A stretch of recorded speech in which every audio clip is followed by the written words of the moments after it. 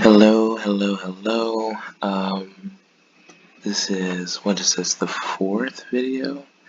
And we're going to be looking at verses 16 through 20. And I'll read it for you here. Do not put the Lord your God to the test as you did at Massa. Be sure to keep the commandments of the Lord your God and the stipulations and decrees he has given you. Sounds familiar, doesn't it?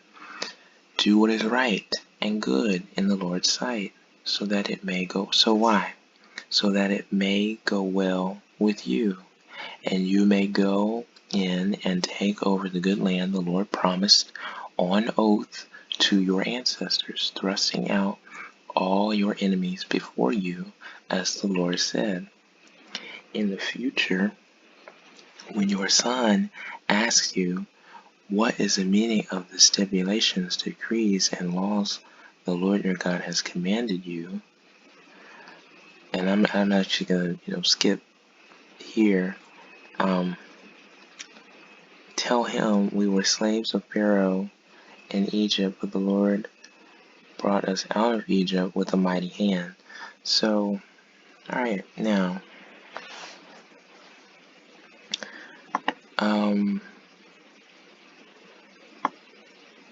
so repetitive, but there's a reason why.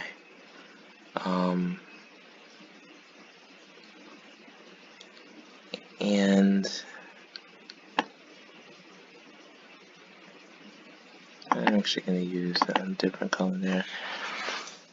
Be sure to keep the commandments of the Lord your God and the stipulations and decrees he has given you. Why? He says in verse 18, right? Because do what is right and good in the Lord's sight. That's directly related to keeping the commandments, right? So it may go well with you, and you may go in and take over the good land the Lord promised on oath to your ancestors. So one of the things here that we see is that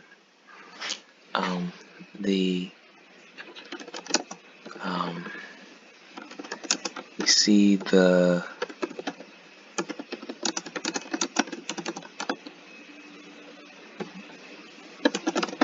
goodness of the commandments, right? This idea that indeed the Lord's instructions are in and of themselves righteous and good. And so, we live in a time now where we don't really know, we have difficulty trying to determine what is right and good.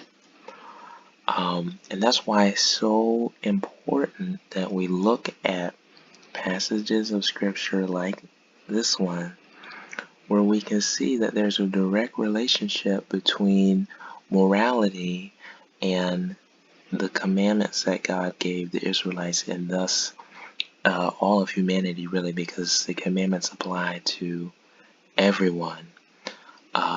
They are symbolic of sort of the foundation of living, and they're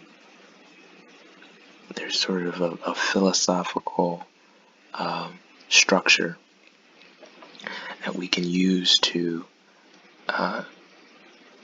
live, really, right? So let's go back here, and again, we see, as I mentioned earlier, the end of verse 18, the incentive for them to follow the instructions was so that everything might go well with them, right? And that they may take over the land that God promised them. So that invokes the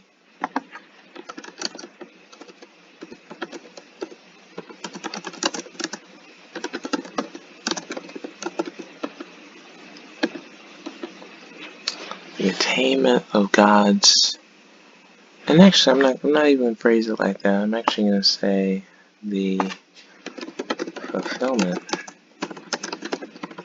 of God's plan. Sometimes, I guess, and I'm not even. I'll put it this way. Obedience to God facilitates His plan in your life. Obedience to God facilitates His plan for your life. That means that the more you are obedient to Him and not, the more you stay grounded, right, with His grace, to the extent that you can, the more likely it is that God's plans are going to manifest in your life. Because see, God has good things for all of us, but a lot of times we mess it up because we're disobedient. And that's really what happened to the Israelites, in a sense, because the first generation of people, so the Israelites that actually came out of Egypt, did not enter into the promised land. It was their children and generations after that actually entered. Why? Because they were disobedient. And so it's important to keep that in mind, right? Let me just see. I think we're going to leave it there today, and then tomorrow we'll get into 20 and 21, which we read today.